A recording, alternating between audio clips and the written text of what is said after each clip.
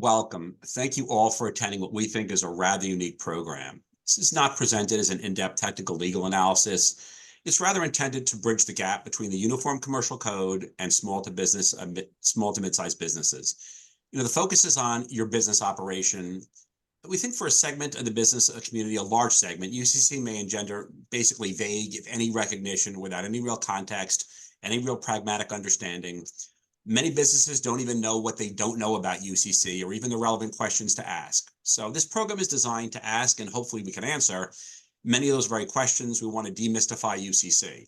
So we have an all-star group of expert panelists, and we'll introduce a real-world business example, and we're going to examine how multiple articles of UCC may impact and benefit that business in its operations and many of its common business transactions. So in general, UCC is organized around the life cycle of such common business transactions. We're making it very practical. It's a relevant guide for the business community. And by design, we're allowing for a very robust Q&A, so questions are encouraged. And a reminder, the chat function is turned off for our audience, so please type them into the Q&A section rather than the chat, and we'll do our best to try and get to those questions. If there's one very specific to you or your business, we can try and perhaps address that question following the program. Okay, so moving on, and by the way, this is our esteemed panel, minus me. These are the people who really know UCC, and I'm going to get to basically why we're here. Essentially, we want to put UCC on your radar screen. So the major benefit of UCC is it standardizes commercial law across the states and makes it easier to do business. So you just bought your inventory from Pennsylvania, you leased equipment from Connecticut.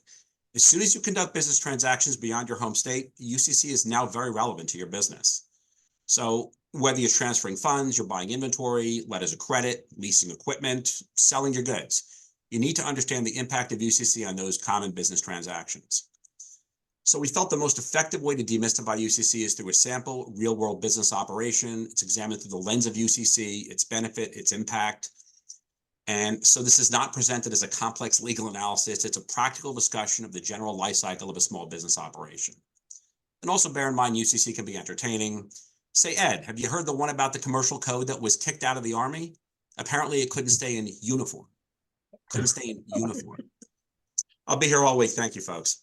But seriously, to hopefully accomplish these goals, I'd like to introduce our first panelist, and please note all bios for this impressive panel are included in the materials. Among his array of accomplishments, Edwin Smith served as chair of the ULC ALI drafting committee for the 22 UCC amendments. This addressed emerging technologies.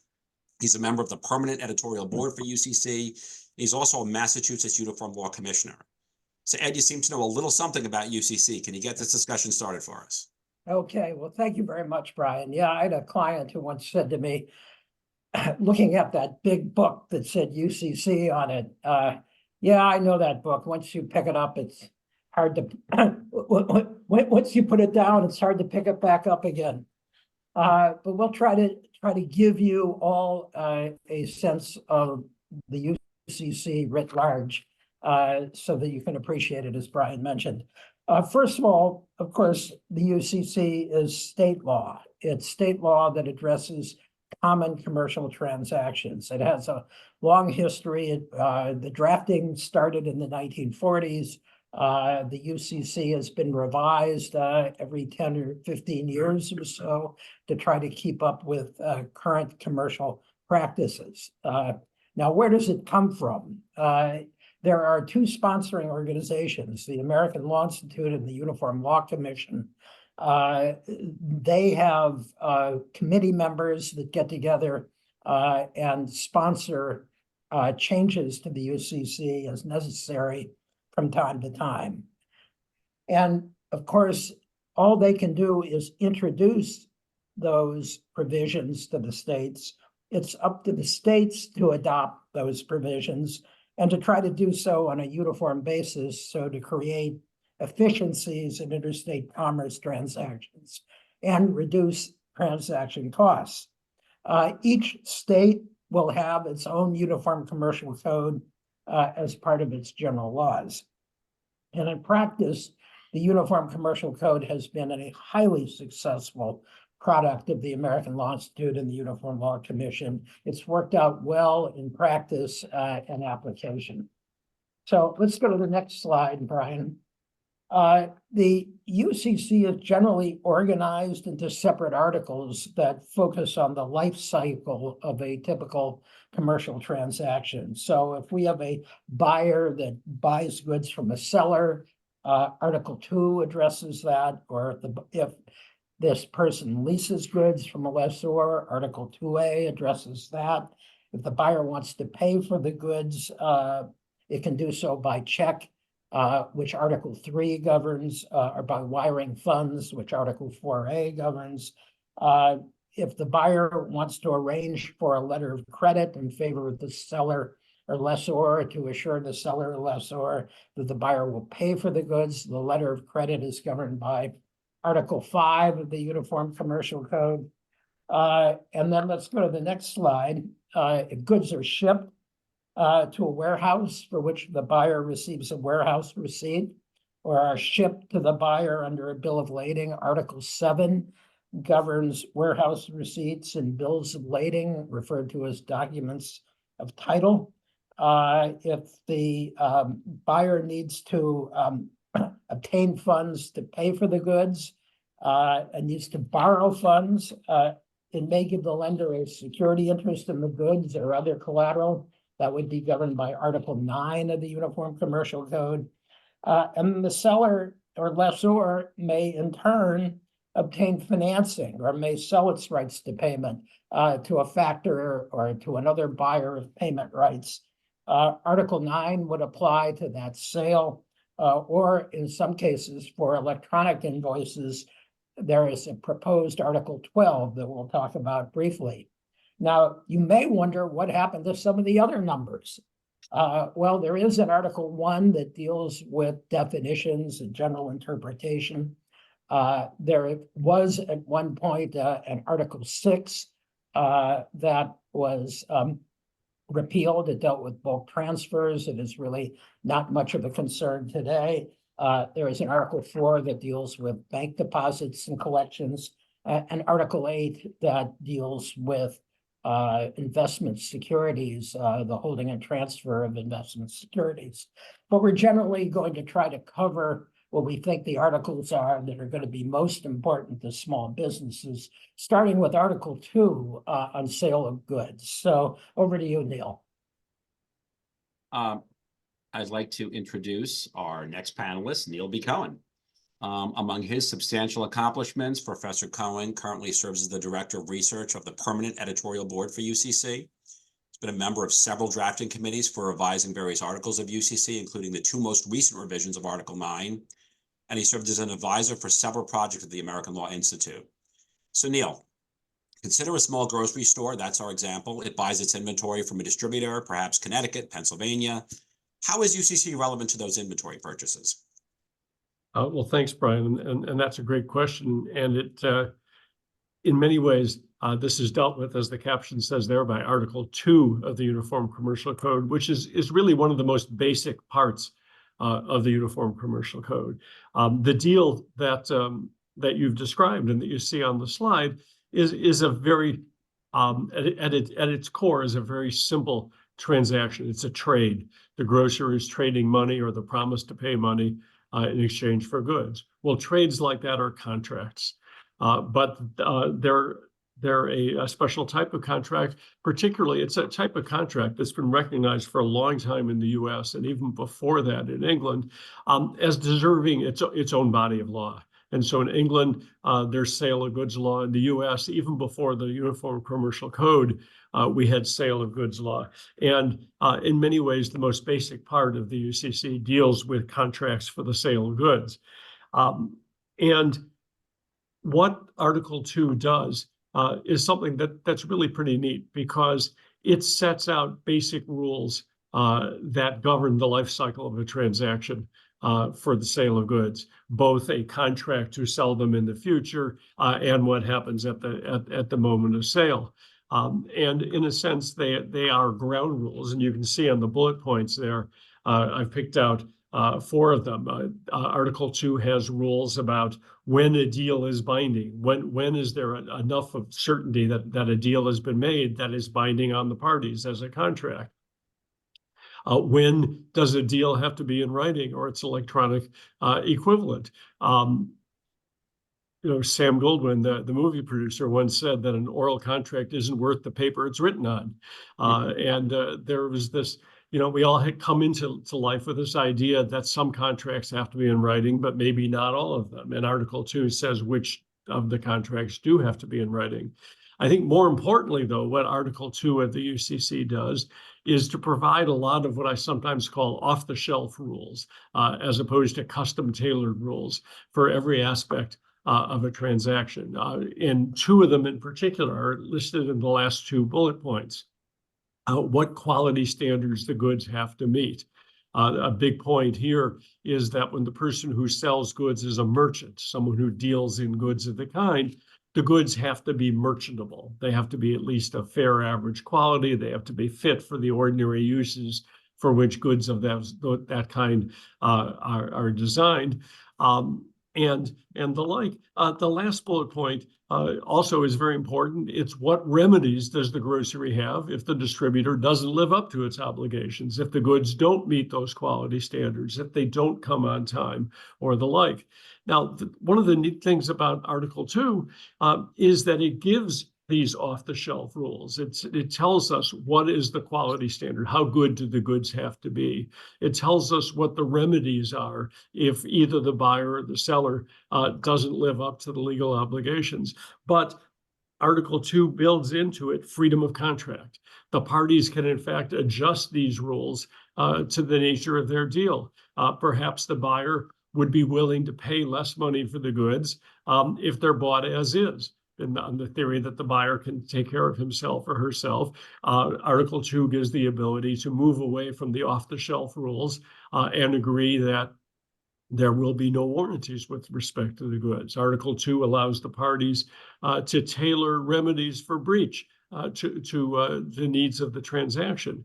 Now, the result of this, the fact that Article 2 gives these off-the-shelf rules but allows parties by agreement to tailor them to their own needs, means that Article 2 works very well, both for transactions that are so small that they don't need lots of lawyering, or they wouldn't bear the expense of lots of lawyering. People will just do the off-the-shelf rules there. The law provides the rights and the obligations, or for transactions with a bigger economic stake, the parties can negotiate each aspect of the transaction. What are the responsibilities?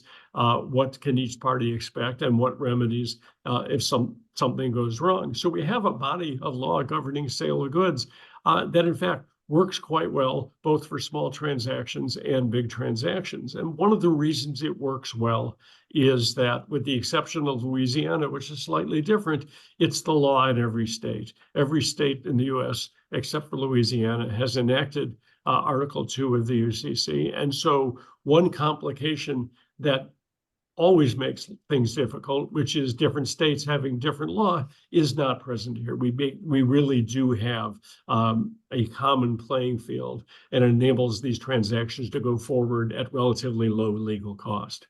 Neil, you just referenced Louisiana. We actually had a question come in asking specifically, why does Louisiana differ from the other states?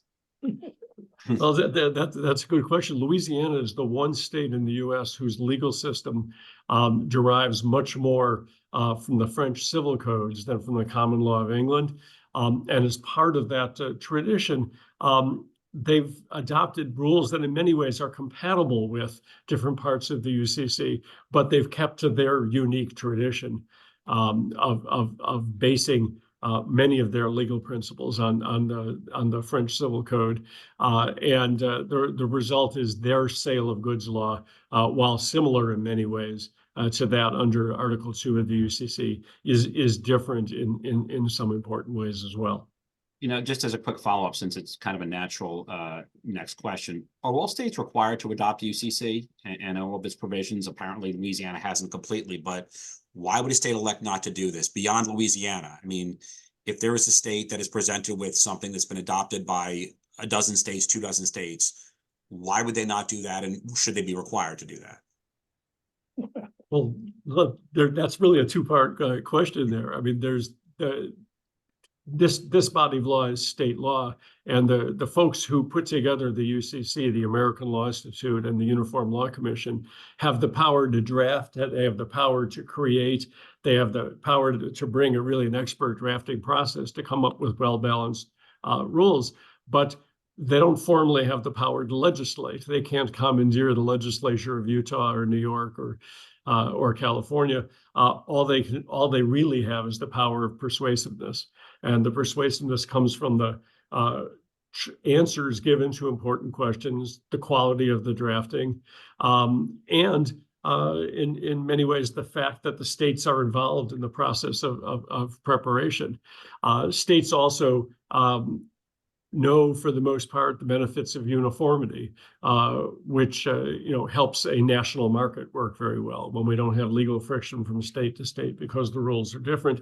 But there's no way to force it to happen. I think Ed wants to add a little bit more on this as well. Let me just add that the Uniform Commercial Code is not intended to create law. It's intended to codify what common commercial practices are. And so the business community and the commercial communities will recognize that this is in their interest for states to adopt.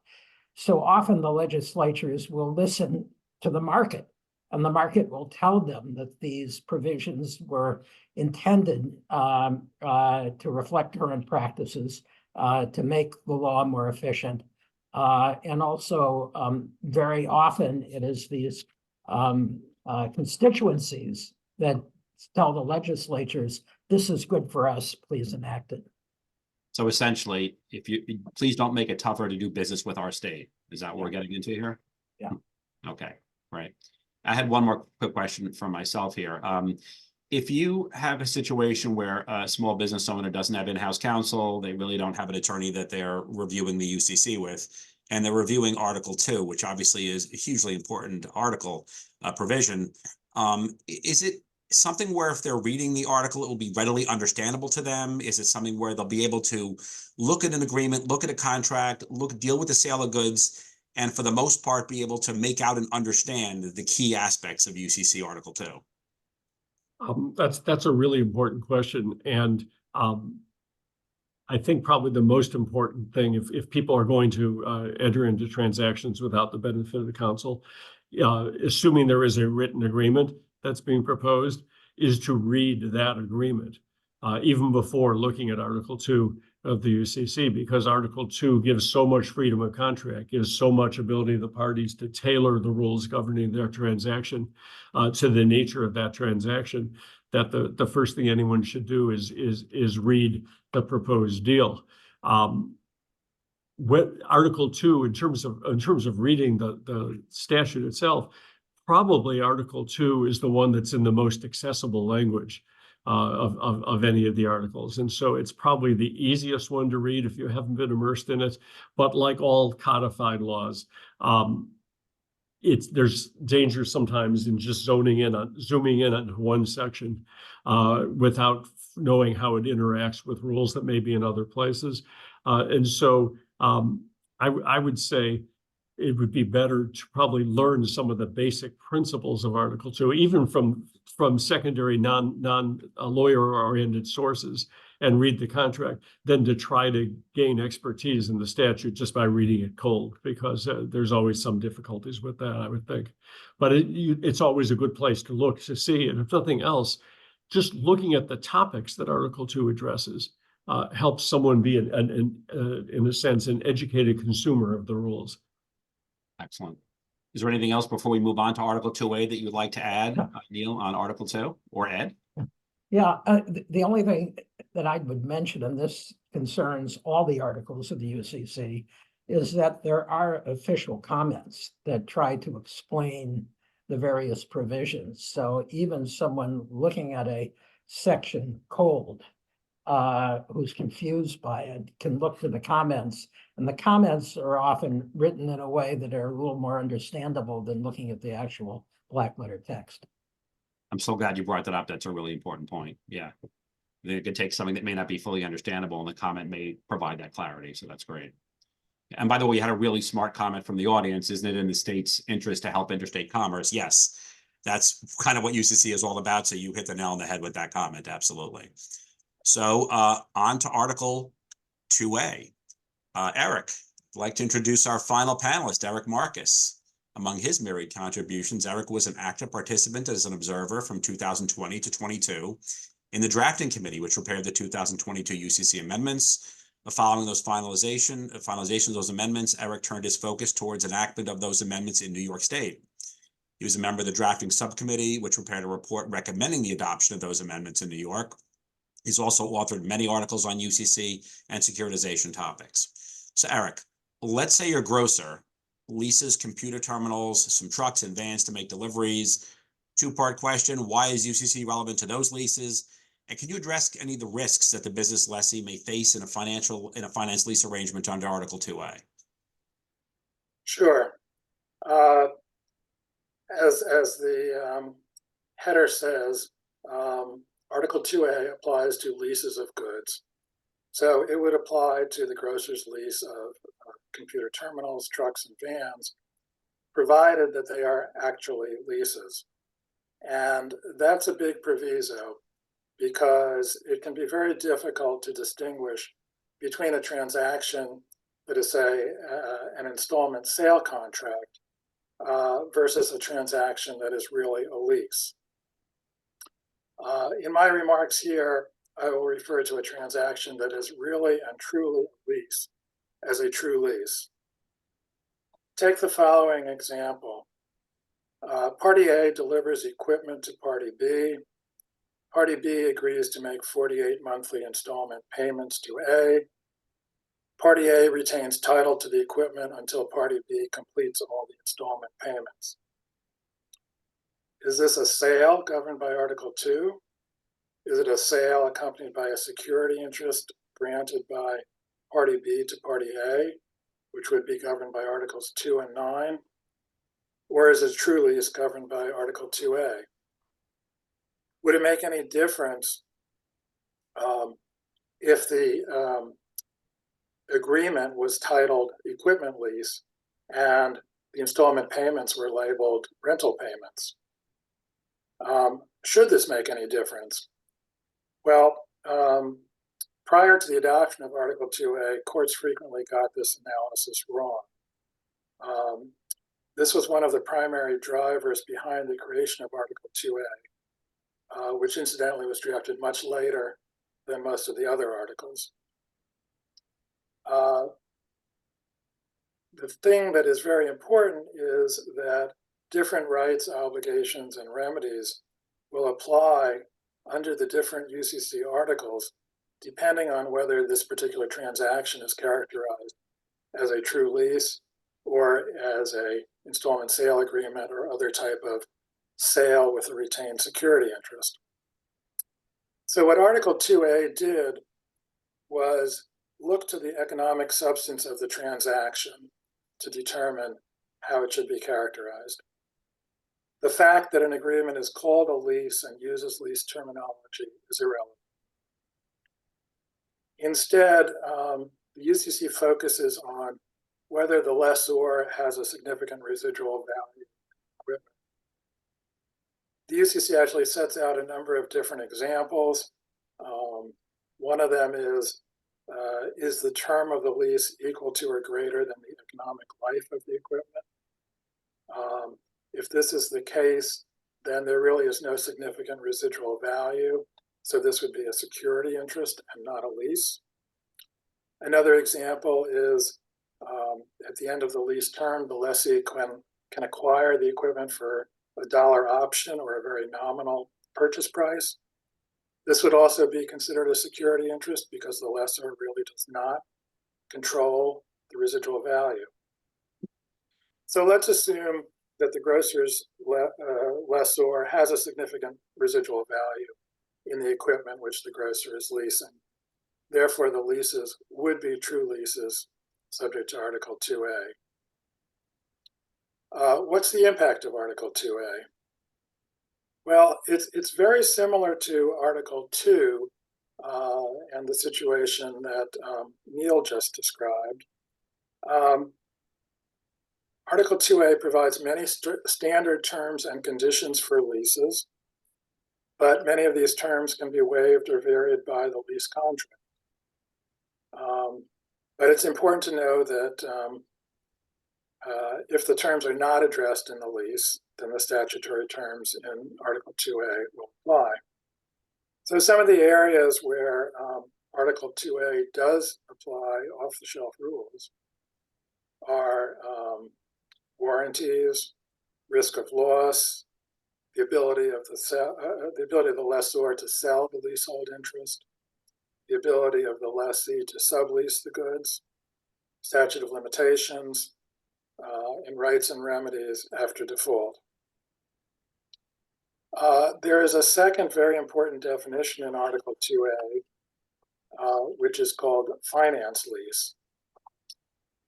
This is an unfortunate choice of name because in tax and accounting literature and other financial parlance, finance lease refers to a transaction which is a lease, which is called a lease, but in substance, it's a sale with a retained security interest. However, for Article 2A purposes, you have to forget all that, and a finance lease is a special form of true lease. It's a three-party arrangement among a supplier, a lessor, and a lessee, where the lessee orders the goods from the supplier sells the goods to the lessor for lease to the lessee. In this case, the lessor is primarily a financing party. It's not the manufacturer of the goods. The grocer should determine if any of its leases are finance leases, because if so, several special provisions apply. First, suppliers' warranties and other promises to the lessor under the supply contract are extended to the lessee. Second, certain implied warranties that are typically imputed to a lessor, such as a warranty of merchantability, are not applicable in this case to the lessor. And this is because the lessor did not manufacture the goods. The lessee should negotiate these types of warranties directly with the supplier.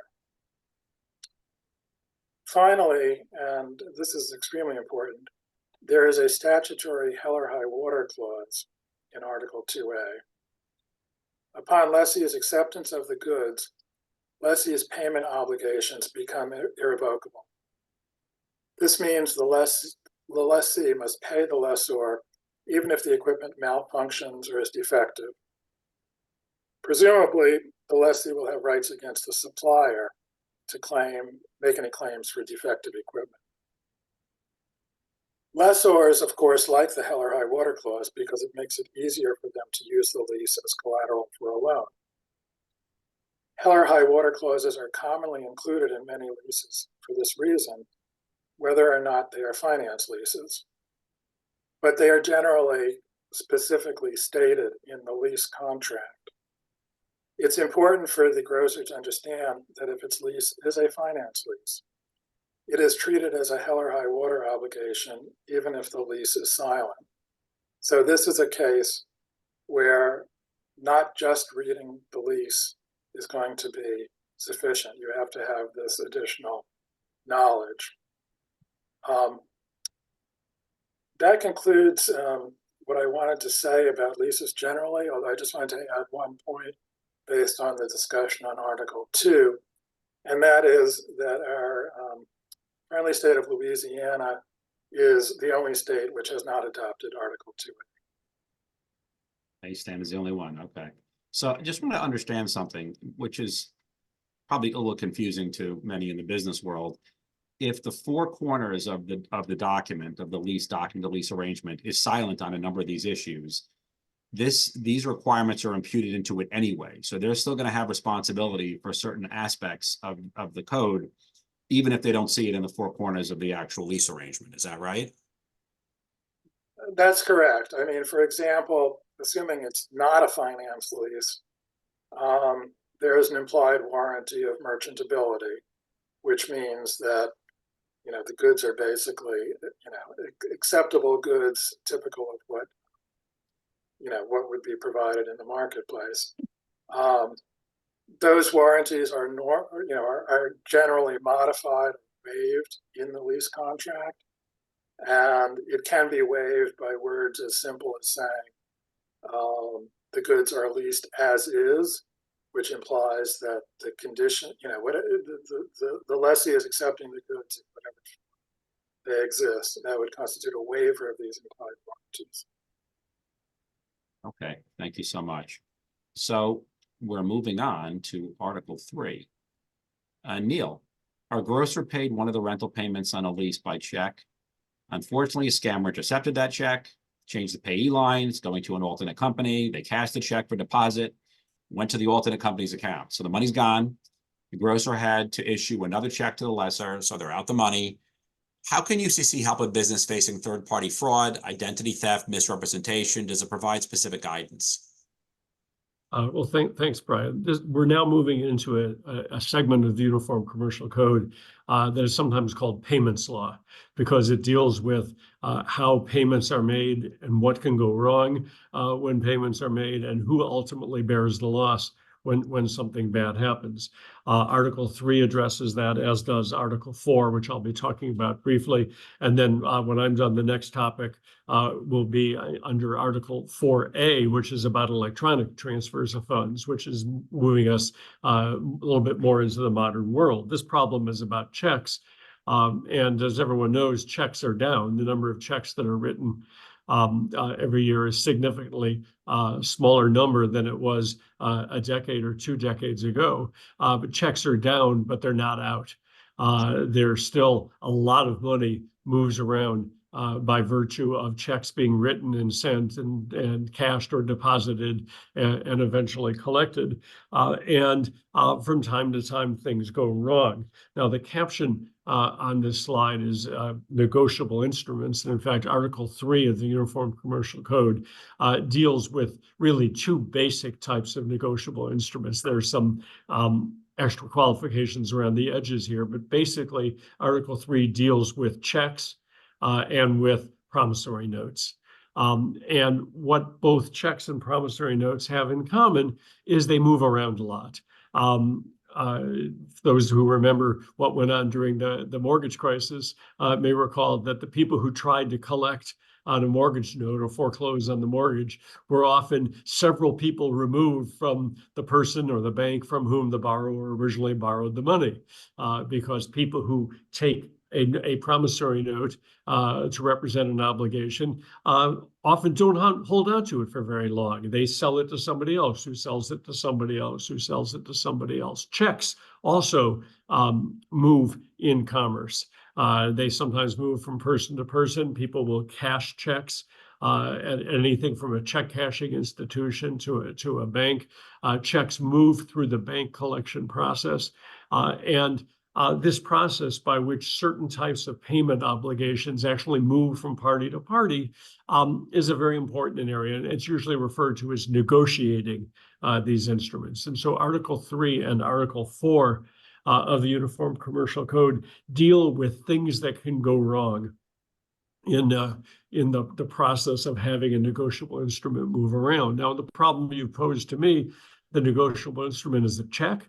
And the problem is somebody grabbed it, changed the payee line, deposited it perhaps in the name of the company in the changed name on the payee line, deposited it in the bank account of that bank, and eventually it works its way through the banking system. It got in the grocer's account is charged, and then the lessor says, "Where's my money?" And we have a problem here.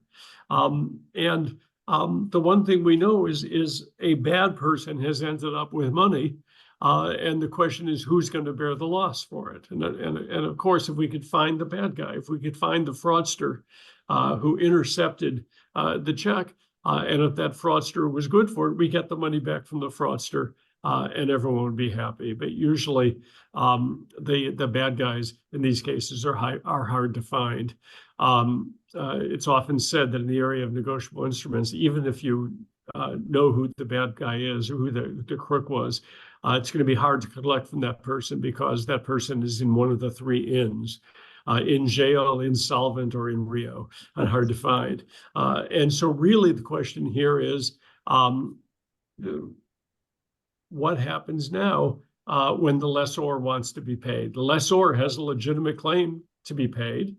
The grocer has a legitimate claim to say, I paid. Look, my bank account balance is less than it used to be. One of those two is going to be unhappy. And the question is, what are the consequences from that? And Articles 3 and 4 of the UCC address that. And really the basic principle is one that's in Article 4. It says that a bank can charge its customer's account only for a check that is properly payable. And properly payable is a term of art.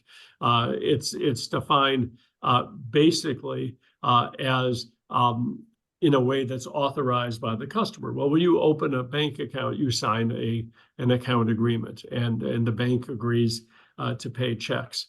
And if you ever look at a check really, in many ways, is like a letter to your bank in the imperative voice. If you just add "Dear Bank" at the beginning of it and recognize that it's in landscape format instead of a portrait, it's a short letter. It says, "Dear Bank, you know that money you owe me because I deposited money in your bank? Here's how you can satisfy your obligation to me. Pay it to this person I wrote on the pay to the order line. Pay the money you owe me to that person or to whomever that person orders you to pay the money to." That's why it says pay to the order of. So you're telling the bank to whom you have loaned money by depositing a check in the bank to satisfy its obligation to you by paying that other person. So if the bank follows that order, the bank has satisfied its obligation to you. It's done something you authorized, and so it can charge your account. It can reduce the balance that it owes to you. If the bank charged your account for something that you didn't authorize, your signature was forged, it wasn't even your check, or it paid the right amount but to the wrong person, which is what happened here, because the check was originally made out to the lessor and now it's suddenly been changed. The bank did not do what you authorized it to do. Now, you can't sit on your rights forever. The UCC has a time limit by which parties have to notify their bank that something bad like this has happened. Typically, the account agreement shortens that period of time, often to as short as a month. So the customer has to notify the bank properly. But what happens from that point forward? Well, if in fact the check was not properly payable, the bank does have to recredit the customer's account. Does that mean that the customer's bank, in this case, the grocer's bank, will bear the loss? Now that bank won't be very happy about it. It turns out sometimes the loss will be borne by the customer's bank. Sometimes the customer's bank will be able to pass that loss back to a different bank. And what the UCC does here is to say that if the customer's bank, the so-called drawee bank, the bank on which the check was drawn, if it has to recredit the customer's account, whether it can pass that loss back to somebody else in the banking system depends on what the problem was. If the problem was that the customer's signature as the drawer of the check, the person who signed the check, was forged, then that bank is going to end up bearing the loss. The theory is that the bank could have checked the signature card or the like. It was in the best position to prevent the loss. But if the loss is a forged endorsement, or in this case, an alteration of the check, the UCC allows the drawer's bank to go back to earlier banks, the bank on which the check was deposited, and say, you sent this check over to us, and under the UCC, under Articles 3 and 4 of the UCC, you made some warranties to us. You warranted to us that the check wasn't altered, that no endorsements were forged. Now we're out money because we had to recredit our customer's account. And we shouldn't have to bear that loss. You're the ones who passed this bad check to us. And so the customer's bank will then be able to recover from an earlier bank in the chain. But the nice thing for the customer is, as long as the customer is notified the bank promptly, and the customer wasn't responsible for the loss by being negligent in some way, like writing the check in pencil so anyone could erase things and change it. As long as the customer is not at fault here, the customer doesn't really have to worry about which bank will ultimately bear the loss. The customer here has the right to have its account recredited for this check that wasn't properly payable. So if the customer's account is being recredited, then of course it's no economic loss to write another real check to the lessor for the money that's really owed. Like anything else in life, the theory is a little bit simpler than the operation. Sometimes if you tell your bank, this wasn't my check, or this wasn't the party to whom I wrote it to, the bank may instantly recognize that there's a problem there and recredit your account right away. That's happened to me once or twice. Sometimes the bank will say, we're not so sure, we have to investigate this a little bit more. And there may be a time delay before your account is recredited. And so the lessor may be a little bit demanding about payment before that investigation process has completed. But basically here we have a system that works to the protection of the customer, in this case, the drawer of a check, and allows the banking system to allocate the loss. And for the most part, it does it quite well. I had a question for you. You mentioned something earlier, and then we'll take a question from the audience, a good question someone typed in. But you mentioned this 1 month window. In many cases, when you're dealing with it, again, identity theft is at an all-time high, this level of fraud, we have to be so aware of this. But say you have a situation where the small business owner doesn't become aware of this until following that month. They find out about this 6 or 7 weeks later. They bring it to their bank's attention. At this point, under UCC, are they out of luck? How is that dealt with? Do they suddenly bear all the liability for this fraud? It's a great question, and the answer depends a little bit on the context, I think. First of all, the clock starts running not the moment the check is written, or even the amount, or even the moment that the amount of the check is charged to the account.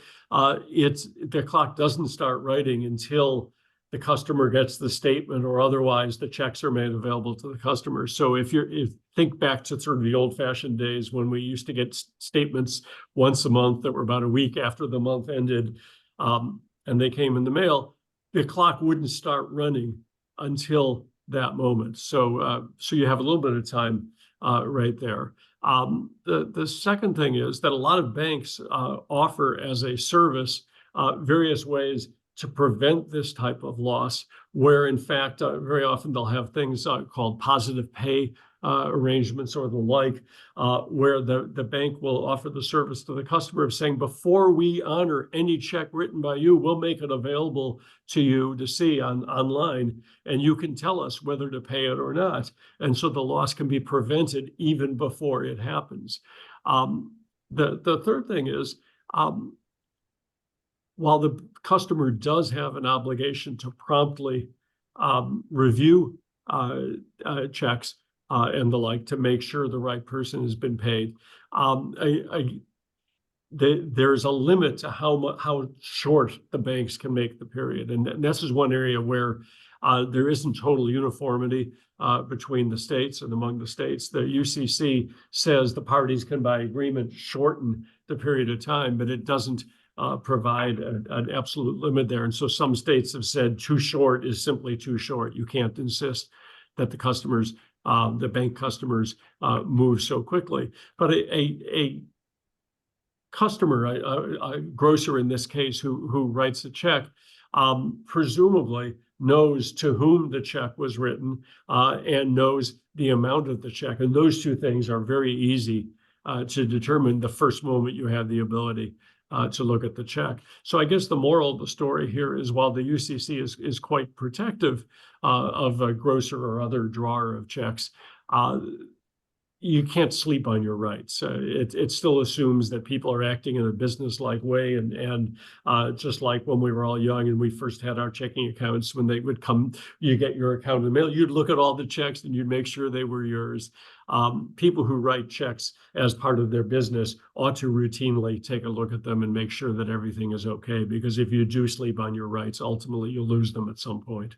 It's a good reminder. Just a quick follow-up. So if you're a New York-based business and your bank happens to be based out of Ohio, are you then waiting to find out what their limits are and their requirements are in Ohio or in Massachusetts or someplace like that? Is that going to impact your rights in terms of the time frame you have as the business in New York? Typically, the first place to look would be to the agreement you sign when you open the bank account, because most banks try to set up a time period that's a little bit shorter than the period provided for in the statute, because they would like to lower their risks in terms of the time period under which they might be liable.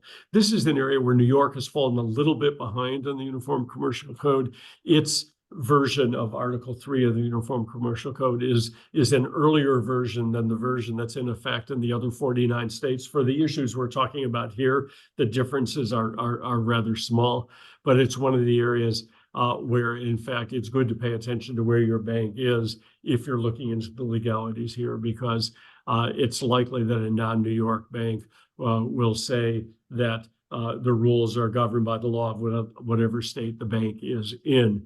But again, the questions that the New York UCC answers here are the same as the questions answered by the slightly newer version of the statute. Most of the answers are the same. There's a few technical differences around the edges.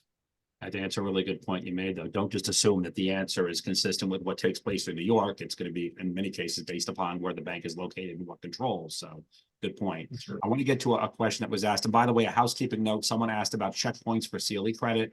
I do not believe this is a CLE program. You can feel free to check with the New York City Bar about that, but I do not believe this is being offered for CLE credit. I apologize if it doesn't get you credit. Hopefully you'll still love the program anyway. And then we have a good question here. Who bears the loss if, for example, a fraudster uses one's credit card and spent $20,000? Does Article 3 apply here, as it's not a check? That is your question. No, it doesn't. For that, credit card law applies. Credit card law is quite complicated, and there are different types of rules for consumer accounts than for business accounts as well. Much of this is federal law, also in federal regulation, which is a bit beyond the scope of today. There are lots of protective rules for credit card users. Those rules are not always identical to those for debit cards, which is a really important point to know, because most of us don't focus that much on the difference between the two when we pull them out of our wallet. But it's an exceedingly complicated area, but it's not governed by the Uniform Commercial Code. Yes, exactly. But one thing to note, by the way, you made a good point, is for anyone that isn't aware of this, you do have more built-in protections with credit cards than you do with debit cards. And I will say this, I'll put my different hat on here. Anytime anyone asks you to pay for something by prepaid card or to wire the funds, those are huge red flags that there is a problem with this transaction. If they accept no other way, other than something where it can't be reversed, basically. If you wire funds, good luck ever getting them back. That's a huge problem. You don't have those built-in protections. And even debit cards do not have the same built-in protections that credit cards do. So if you're ever in a situation, you're all consumers too, as a consumer, and the only way you can buy your goods or services is by paying through a prepaid card or wiring funds, ask yourself why, and you should consider walking away from that potential transaction. So I'm glad you brought this up. Neil, anything else you'd like to leave us with before we move on to Article 4A? No, I'm happy to have us move on. Excellent. Okay. So as promised, Article 4A, Ed, our grocer, unfortunately, is late on its lease rental payment, needs to pay the lessor to avoid a default. Two-part question: how would UCC impact that transaction for the grocer? And what are some protections that UCC is going to provide to businesses during a funds transfer? Okay, thank you, Brian. Well, of course, if you pay by check, it takes a while for the check to clear. You've got to deliver the check, then it has to go through the clearance process. If you pay by wire, as you said, Brian, the funds go right away. And when we talk about wire, we're talking about ACH, FedWire, RTP, real-time payments, chips, FedNow, all sorts of different wire transfer systems. But once the money goes, it's generally gone. Now, just like with Articles 3 and 4, there are loss allocation rules in Article 4A. And the key concepts are that the bank will usually offer to the customer a security procedure that must be commercially reasonable. And what that does is it tells the customer that if it follows that procedure and there is some sort of a screw up where the payment doesn't go through, or the bank sends the money to the wrong person or sends the money in the wrong amount, that the customer is protected. The customer has what's generally called a money back guarantee. On the other hand, if someone obtains the customer's credentials and follows that commercially reasonable security procedure, and money goes out the door that the grocer didn't want to see go out the door, that's the grocer's responsibility.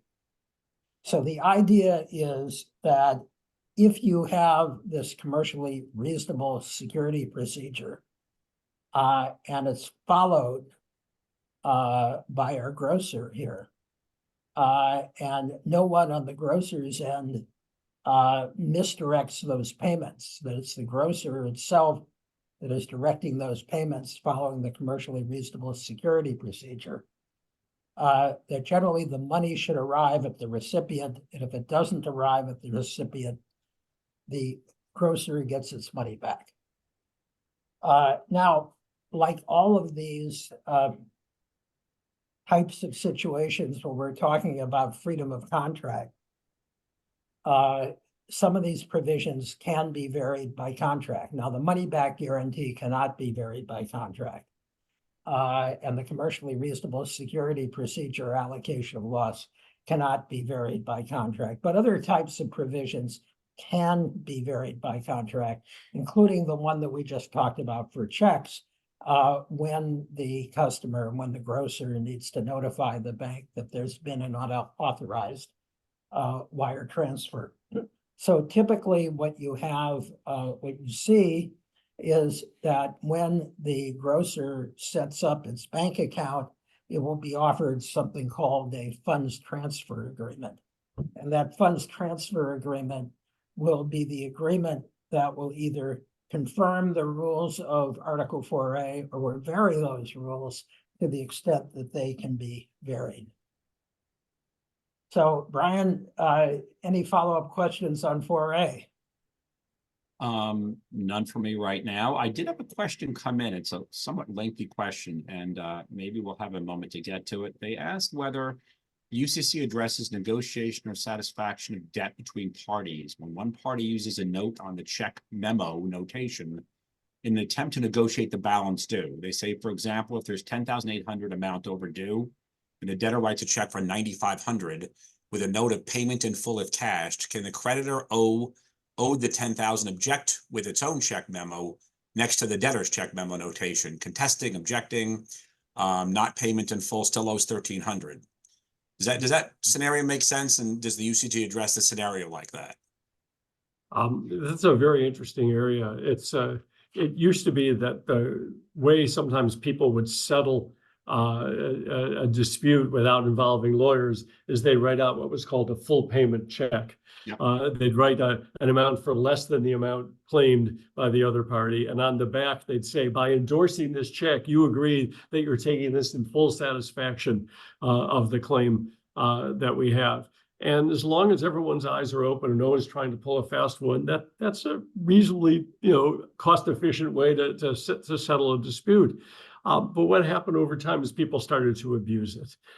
They would hide that language where it wasn't easy to see, or they would send it in to a payee that they knew the person who opened the envelope and took the checks was not going to read the back, and they'd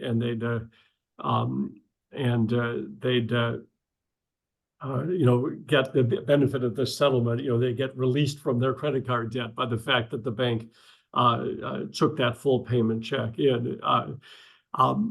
You can always settle a dispute by compromising the amount on it. People do that all the time. I think I owe you nothing. You think I owe you $1,000. We can settle on $600 and both go home happy if that's what we agree to. The question is, can one party, in a sense, trick the other party into bringing about a result like that when it's not even realized? And second was, if you realize that you have taken a check in full payment, can you get out of that? Can you get out of being trapped? And maybe third, there's really a third question in this, which is, can you get the check?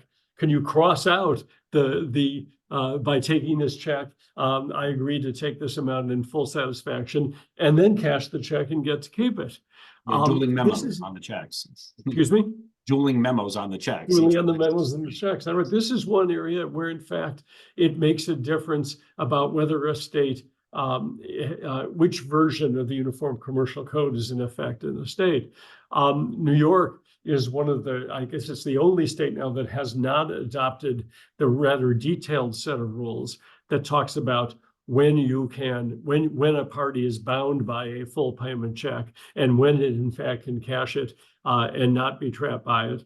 New York Court of Appeals several years ago now, going back, I guess it's over 20 years, said you could keep the check by writing under protest. In no other state can you do that. And so this is one of the areas where you have to figure out which state's law you're looking at. The most modern version of the UCC, in effect, everywhere but in New York, in fact, has some fairly good, although rather complicated rules that do tell us the circumstances under which the party that puts in that memo that says, by taking this, you agree that it's in full satisfaction, to whom that has to be sent, if there's the ability of the other party to reverse it or the like.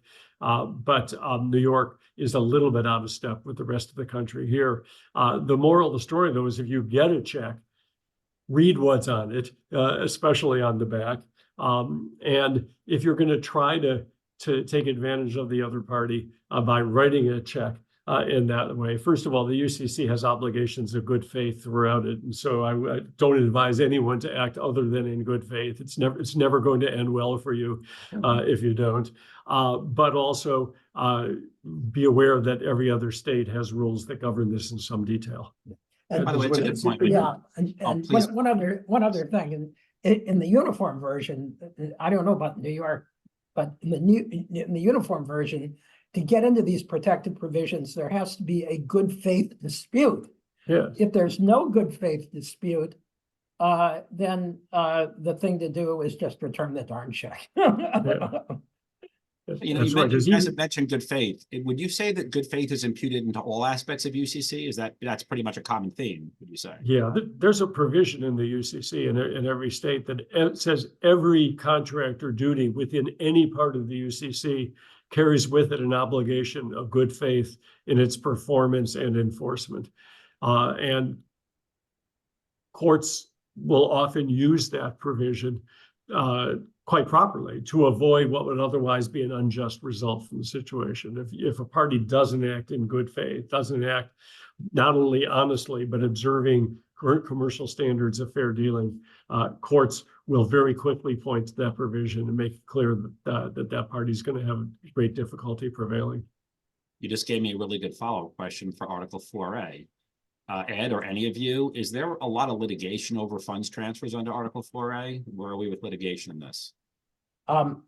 Where the litigation typically occurs is in the situation where, let's say, our grocer is supposed to pay the distributor, and the grocer gets an email from someone who purports to be the distributor saying, "I've changed banks.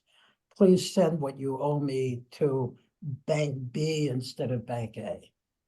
So the grocer complies with the commercially reasonable security procedure with the bank and sends the money to Bank B instead of Bank A, the distributor later calls up and says, I didn't get payment. And the grocer says, I did send you payment. I sent it to Bank B, and the distributor said, I don't have an account at Bank B. That is where the litigation often occurs. And in that situation, generally, that turns out to be a loss for the grocer. Now, there are ways in which the grocer has tried to put the loss on the bank and been claiming, for example, that the bank was negligent in making that payment because it was a larger payment that was typical, for example, or it was outside of the normal course of payments. But generally, those negligence claims have not been successful on the theory that Article 4A supplants the common law and creates its own statutory common law allocation of loss rules. The other area in which the grocer might challenge the transaction is, as we just talked about, good faith. Where, let's say, the bank has some sort of a fraud protection program, and this transaction should have been caught under that program. It wasn't caught under the program. The bank, or it was caught under the program, and the bank failed to notify the customer. Those types of situations, sometimes the grocer can be successful on a claim against the bank, but most of the time, the straight statutory loss allocation rules of Article 4A apply in that situation. What might it generally take for a business to make a successful argument in that vein in terms of the lack of good faith? How strong would the argument have to be for the bank to have fallen short of its obligations? Well, the cases where the grocer in the certain situation has been successful have been generally where the bank sat on its hands and didn't react on the fraud to the fraud detection program, or where the bank did say to the grocer, I'm going to try to get your money back immediately, and then delayed doing that. So those are all things that are sort of outside of the loss allocation rules of Article 4A. But you really have to find, I think, some very, very off-market conduct by the bank to be successful. So it's a high bar. Okay, got it. Okay, excellent conversation. We're moving on to our next Article 5, and we're back to you, Eric. So Eric, our grocer is leasing new space. Landlord requires a security deposit. They're seeking 2 months rent. It can be in the form of cash. It could be a bank-issued letter of credit. How's our grocer guided by UCC in this instance? Okay, well, to look at the first question, is it better for the grocer to borrow the funds to pay for the deposit or arrange for a letter of credit? So if the grocer borrows the funds, the grocer would typically pay interest on principal amount at a rate equal to an index rate, which would be a floating rate such as prime, and a spread, and the spread would be based on the grocer's creditworthiness. On the other hand, if the grocer arranges a letter of credit, it should only have to pay a fixed spread on the face amount of the letter of credit, plus perhaps a one-time setup fee for the letter of credit. So the letter of credit will be less costly because there's a lower interest rate involved. Now, how does the letter of credit work? Well, the letter of credit is issued by a bank at the grocer's request to the landlord. It's a short written document. It's usually less than 2 pages. And in it, the bank agrees to pay the landlord an amount up to 2 months' rent upon presentation to the bank of the landlord's signed statement that rent in the amount of X dollars is past due. Often the form of statement is also attached to the letter of credit. So let's review how this three-party arrangement is documented. First, we have the lease between the landlord and the grocer. Then the grocer goes to its bank. It will submit a letter of credit application. There will also be a reimbursement agreement pursuant to which the grocer agrees to reimburse the bank for any draws. And there will be some fee arrangement. Frequently, the bank will require collateral to back up the grocer's reimbursement obligation. Finally, there's the letter of credit, which the bank issues to the landlord. So everybody's a party to a separate two-party agreement. Now, note that if a payment is made under the letter of credit, it's based solely on presentation of a document. It doesn't matter if there is actually a dispute between the landlord and the grocer, or whether the rent has or has not actually been paid. This is called the independence principle. The only exception to the bank's obligation to pay is if there is a forgery or a material fraud. So let me just give you an example. Suppose the grocer's building is damaged by a severe windstorm, and the landlord has an obligation under the lease to make repairs. The grocer wants to withhold rent until the repairs are made. But the landlord claims he's entitled to the full rent. The landlord can draw under the letter of credit and the bank must pay. Likewise, the grocer must reimburse the bank. To the extent that there is a dispute about the ongoing repairs, the grocer can assert that in a separate claim against the landlord. There are two main types of letters of credit.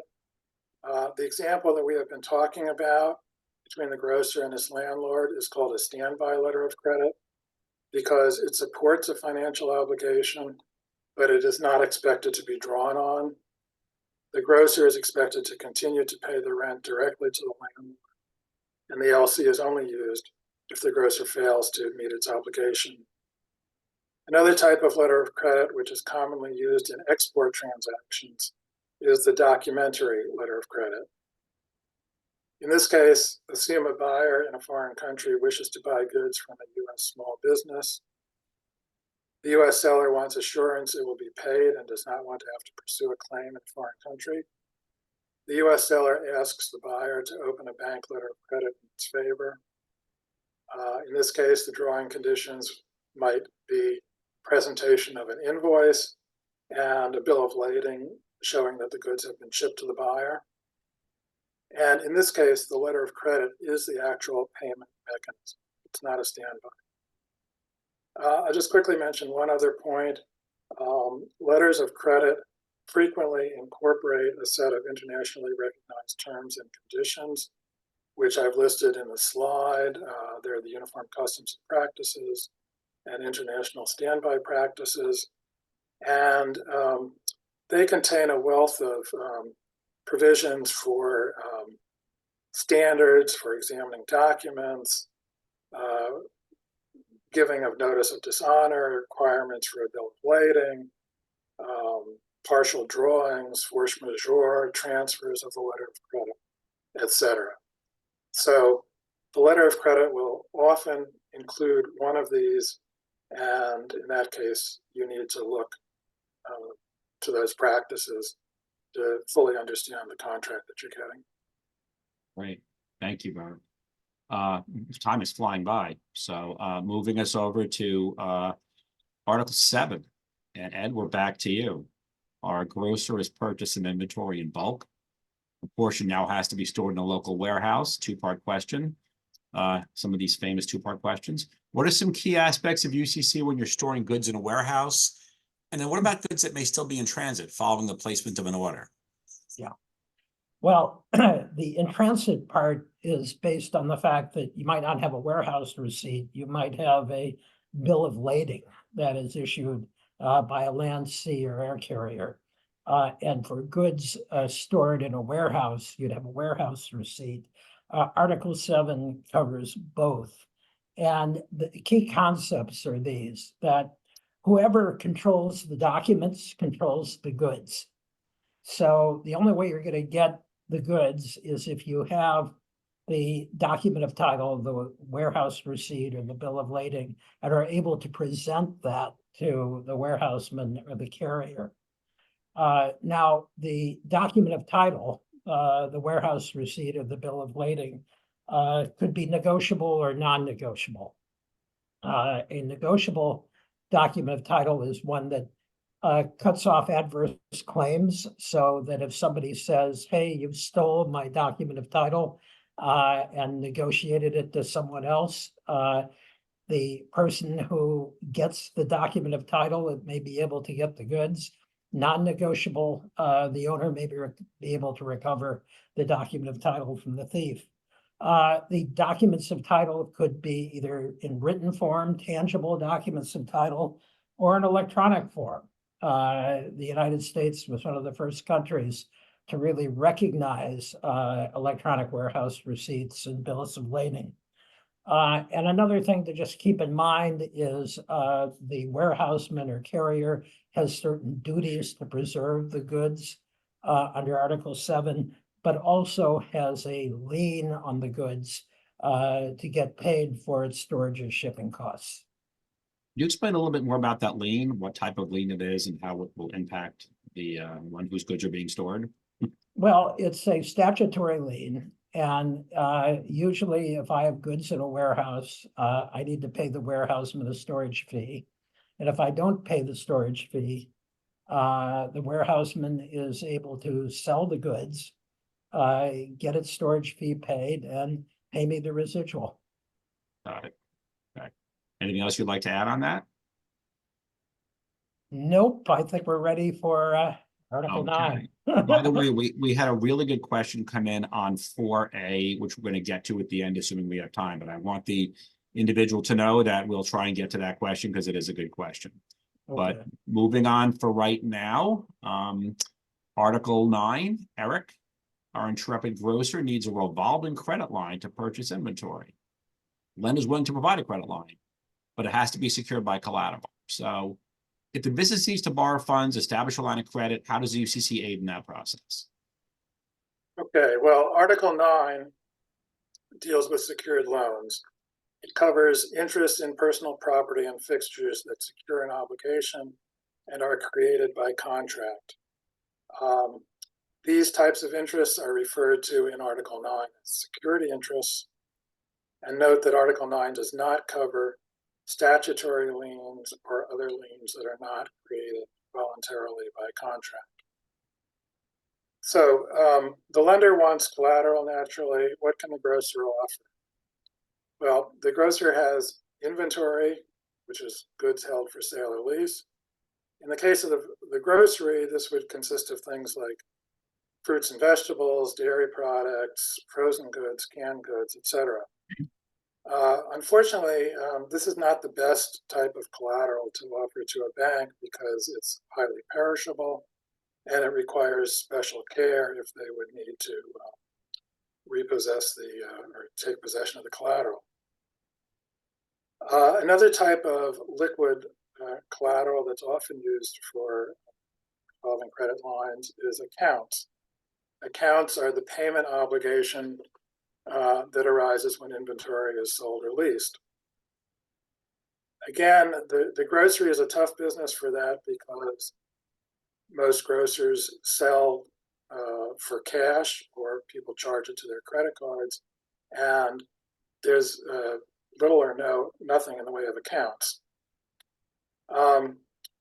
So although the grocery example has been great so far with all the other articles of the UCC, it's not a great example for a secured revolving credit line. So let me just quickly switch over to a different small business. Assume we have a manufacturer of office furniture.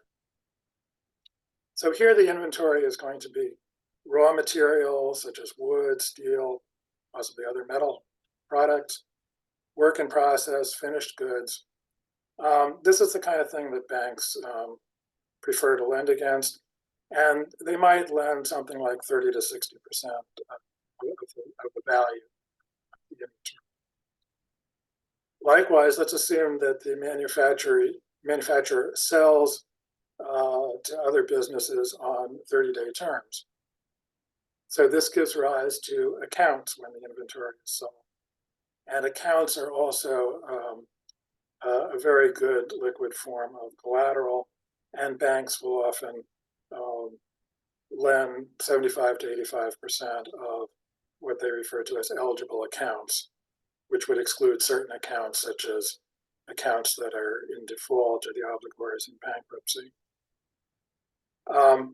So now we've decided on the collateral. What happens next?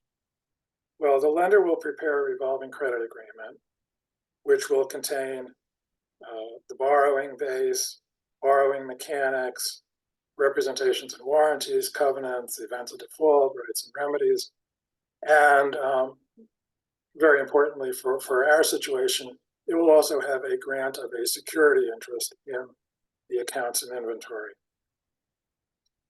The lender will want to be sure that there are no prior liens on the collateral. And the UCC has set up a really excellent means of doing this. There are public records in every state that list security interests that have been obtained by the lenders. So the place to search is the place where the manufacturer is organized. If it's a corporation or LLC, you look to that jurisdiction. So the lender will do a search in that state, and if no liens are found, the lender will then proceed with the documentation. The manufacturer will sign the credit agreement, which, as we've already seen, contains a grant of security interest and acts as a security agreement. The security interest is considered to be created, effective between the parties when the security agreement is signed and the debtor has rights in the collateral and the lender is given value. But it is not yet effective as against third parties. To accomplish this, the lender must file a financing statement containing a description of the collateral in the UCC records of the state where the manufacturer is organized. This could be a generic description. In this case, it could be something along the lines of all present and future accounts and inventory, whether now or required. If the lender files its financing statement covering accounts and inventory before any other filing covering such collateral, the lender will have a first priority perfected security interest. And this is the lender's goal, and we now have a happy lender. Question that comes to mind. Say the small business defaults on the secured revolving line of credit. What are the rights and remedies the lender's going to have under Article 9? Oh boy. Okay, so this is a complex question, and frequently people can spend a whole hour seminar dealing with it. So Well, you got about 5 minutes. No, I'm kidding. okay, so I won't spend an hour. Let me just mention a couple of key things. So one thing is that you can enforce, the lender can enforce an Article 9 security interest without a court proceeding. It's not like enforcing a real estate mortgage where you have to go to court. For collateral such as accounts, the secured party, the lender in this case, after default can simply notify the obligors on those accounts to pay the lender directly, and it can initiate legal proceedings to collect if the payments are not forthcoming. Likewise, after default, the lender can take possession of tangible collateral if it can do so without a breach of the peace. If it does acquire the collateral, then the lender can arrange a sale of that collateral, which has to be commercially reasonable. There are lots and lots of cases on what is or is not commercially reasonable. But as part of that sale process, the lender must provide the grocer or the manufacturer with advance notice of the sale so that the small business can show up and see what's happening. although we have limited time, we just had a question come in on Article 9, and tell me if you have enough information here, Eric. The question is, does the lender under Article 9 have to give notice to the accounts? Have to give notice to the accounts, the account Yes. debtors, you mean? I'm assuming that's what they mean. Yeah. There's no need to give notice in advance. In other words, when the security interest is first taken, there's no need to give notice to accounts, although that is a requirement in some other countries. But here it's just filing the UCC financing statement. Obviously, after a default, if you want to collect the accounts directly, you notify the account, the account obligors. Great, thank you, Eric. I know time is running short, and before we get to our last article, which is going to come in a second, I wanted to circle back quickly to what I thought was a very relevant question on Article 4A. Our question is, does Article 4A apply to transfers such as through Zelle and other payment apps? Ed? I think you're on mute. The answer is no, it doesn't apply to those at all. Good, all right. I just wanted to make sure we got that out there, so it does not apply. Yeah, now If there's any it confusion. could be, yeah, it could be, Brian, that the way the app is set up is that the sponsors bank is the one that sends the funds. So if I send a message to the sponsor to transfer funds, the sponsor may have a bank account and say to its bank, transfer funds to the recipient's bank account, and the recipient also has an app that shows a credit. So a number of these programs do go through the banking system, and Article 4A applies to the bank-to-bank transfers, but not generally to the program. Great, thank you so much. All right, we're now moving to our final article. It is proposed, and I say proposed, Article 12. Neil, our grocery distributor has proposed a new contract. Among those clauses, the grocer would agree to several things. They have to receive an invoice electronically for each shipment. They have to pay the one in control of that electronic invoice. Then they have to agree not to assert any claims or defenses against any other who obtains control of that invoice. I think we're going to need some clarification from our panel on this scenario. Yes, well, we're at the frontier right now, and that's why the heading on the slide, we move to the next slide on the screen, in fact. There we are. That it's proposed in New York. This is as new as you can get. This is a proposed new article of the Uniform Commercial Code drafted over the last few years. Ed Smith was the chair of the committee that drafted it. It has been enacted now in 13 states, and it's on the verge of becoming law in 2 others as well, but not yet in New York. This deals with a phenomenon that we don't see very often. I mean, technology is always developing, and very often technology facilitates doing what we always did in the past, and now we can do it better, cheaper, more quickly, something like that. Here, the technological developments have really generated types of transactions that didn't exist before.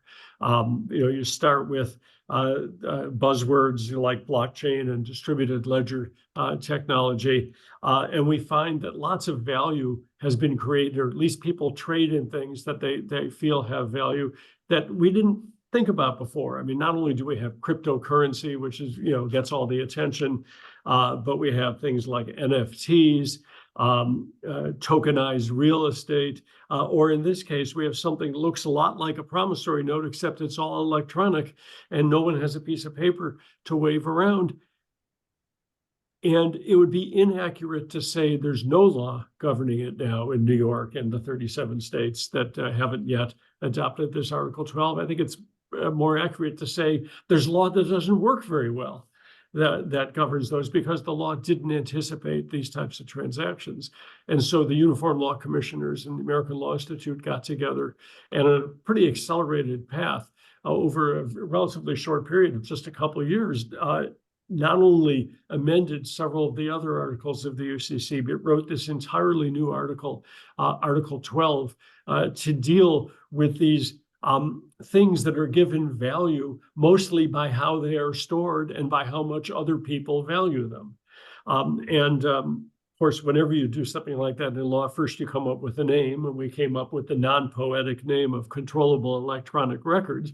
And but the key is what rights are associated with a controllable electronic record. And in this case, the one in the slide then in front of you, if you read those facts and transform it back in time around 50 years, it sounds a lot like the grocer signed a promissory note.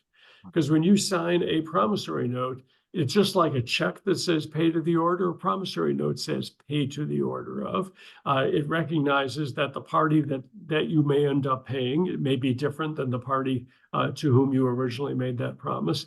And one of the things that people who sign notes often don't know is it also means that if you end up having to pay an innocent purchaser of that promissory note, you can't raise most defenses against that purchaser. If the person who sold you the goods sold you lousy goods, you still have the ability to go after that seller, but you don't have the ability to go after this good faith purchaser of the note.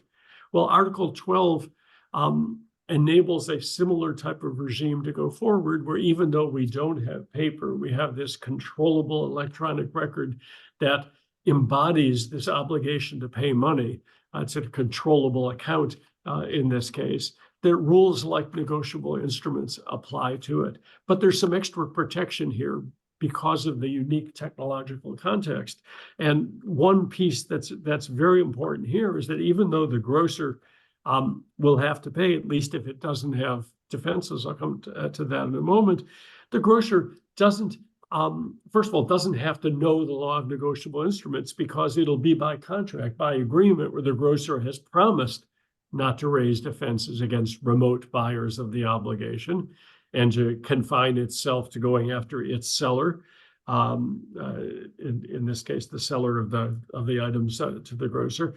But also, how is the grocer to be notified and to know really whether some electronic message is legitimate?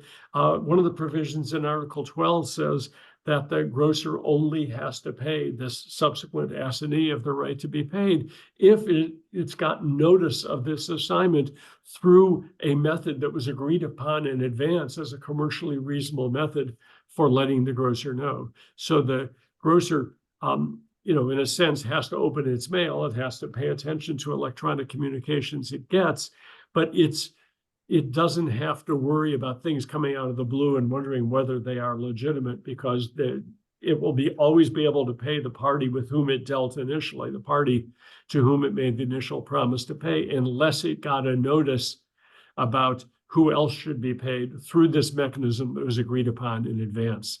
And like everything else in the UCC, and as you've made the point earlier, it has to be a method agreed to in good faith, and it's got to be a commercially reasonable method.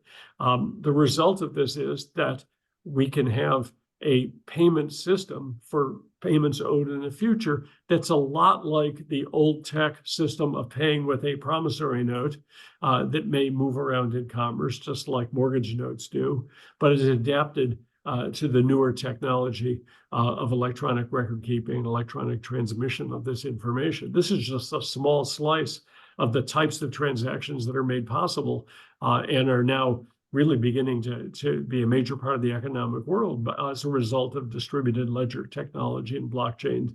And without Article 12 becoming adopted in all or most states, we have the risk of some chaos here, with some states having one set of rules and another state having different sets of rules there. And the only people who win when you have that are lawyers, because it becomes a very complicated legal situation. And so we're hoping that in addition to the 15 states that have either enacted Article 12 or are very close to it now, we're hoping within a relatively short period of time that New York and other states will in fact adopt this new article, with the result being that not only do we have law that's tailored to the technology of today, but that we have law that's the same in all the states, so we don't have to worry about problems when a transaction crosses state lines. You mentioned some good points. In fact, you just covered a question I was going to ask about concerns in New York if it's not adopted within a reasonable time frame. This is a hugely burgeoning area. This is a new way of doing business that's become, in many cases, commonplace. but you only have 15 states that's even adopted this. And even if New York becomes the 16th, the majority will have not. What are you hearing in terms of the likelihood of this being adopted, more uniformly on a national basis? And what are going to be the concerns moving forward if it ends up being only a handful of states that adopt it? Thanks, Brian. I'm hopeful that it's not just a handful of states. The enactment process for these 2022 amendments to the UCC has been slower than we would have liked, but we don't see bills. We don't see states saying, we're never going to enact these. We had a number of states who enacted them right away. We have more states this legislative session. They're enacting these bills, and there are bar associations and other organizations in states where there has been no bill filed yet, which are looking at the 2022 amendments with the view of pushing the bill in those states. So while we thought that it may be a process of a year or two of getting these enactments through, I suspect it may be more like 4 or 5 years, but I can't guarantee that every state will enact these amendments, but I think the large majority of states will. But it sounds like during a 5-year span, there could be a lot of confusion over the course of that 5 years, given where we are. So there could very well be. It all will depend on how the choice of law rules in each state are applied. The fact that Delaware in particular has adopted these amendments, I think, helps provide a little foam on the runway there. Because so many entities are organized under Delaware law. If the choice of law rules in a state that has not enacted these amendments point to Delaware law for the substantive law, Delaware has enacted these amendments, so the Delaware substantive law would apply, and that would essentially bring the amendments into force even in a state who has not enacted these amendments. excellent point. We're approaching our time, approaching the hour. This is a time we've had a lot of great questions. Anyone else have any final questions? This is the time to type them in. I want to also show you, we have, and again, you should all have a copy of this slide deck. If you don't, we can get it to you. But the panel have provided some really good resources for you to check out as well. It's on these 2 slides. Any comments from any of the panelists? I want to draw anyone's attention to any of these resources? On the 2022 amendments, the New York City Bar report is terrific. So people who want to familiarize themselves with those amendments might look at that report. Thank you. Great point. Okay, once, twice, 3. Let's see if we have any more. Now people are taking advantage. Final questions coming in. What are some suggested precautions or proactive steps we can take in a state that has not adopted Article 12? The source where I can read some of the UCC guidance examples that Eric Marcus described. Well, the Uniform Law Commission has a website of resource materials that can be looked to for the 2022 amendments. And there are a number of continuing legal education programs that are geared to how one prepares for the 2022 amendments that may be useful. In the meantime, if you have a transaction that would be caught by the 2022 amendments, and they would not be applicable under the choice of law rules that we think would apply in a particular transaction, you might think about trying to comply with the provisions of Articles 9 and 12 as if they did apply, so that if and when those amendments went into effect, the parties were in the best position. Great, excellent. Just I going would back just, to what I add mentioned. to that, if you're stuck with choice of law issues, you have a transaction in a state which has not adopted Article 12, but you're concerned that there might be there might be a referral to an Article 12 state. The Permanent Editorial Board for the Uniform Law Commission has it's currently in draft form, but I think it's about final. Anyway, it's on their website. There is a very good but very technical discussion of how the choice of law rules should work in that situation. Yeah, it's Excellent. actually Yeah, on the for American Law commenting. Institute website. Yeah, just one other point to make. Ed mentioned some of the fact sheets that the Uniform Law Commission has put together. Those are very helpful, and they're accessible. If you go to the Uniform Law Commission's website, which is uniformlaws.org, and then you can navigate that.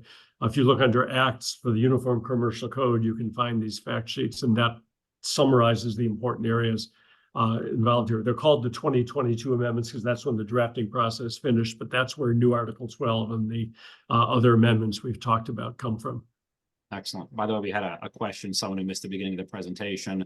They're hoping that the recording will be available for registrants. I believe that's the case. I'm not positive. I believe it's the case. You can confirm that with New York City Bar. As we've approached our time, we're actually past our time, but it's such a great conversation. Any final comments, final word as we wrap this up? Neil, Ed, Eric, anything you'd like to finish up with? I'm here. Thank you, Brian. Yeah, thank you, Brian, Thank you, Brian. for leading us through this.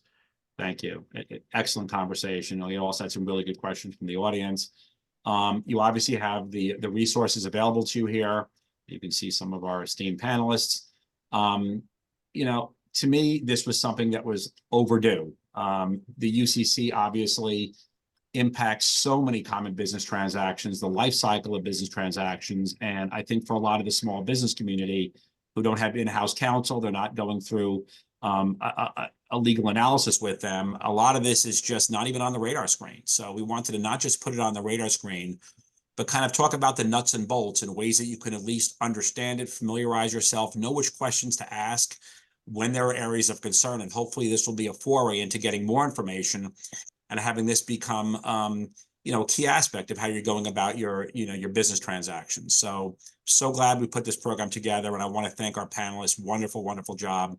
And if anyone has any further questions, you can feel free to reach out, and hopefully we can have a follow-up program at some point. So thank you all so much. Thank you. Thanks, everybody.